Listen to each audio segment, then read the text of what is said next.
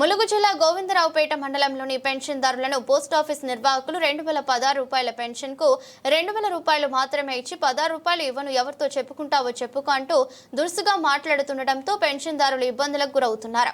వారు ఆవేదనగా పోస్టాఫీస్ నిర్వాహకుడు వేణుగోపాల్తో గొడవకు దిగడం జరిగింది. పింఛన్ 2000 ఇస్తాడా 16 రూపాయలు ఇస్తాడు? 2000 ఇస్తాడు. ఈ బాబు వచ్చిన కాంచి ఇదే గోల్ మాకు.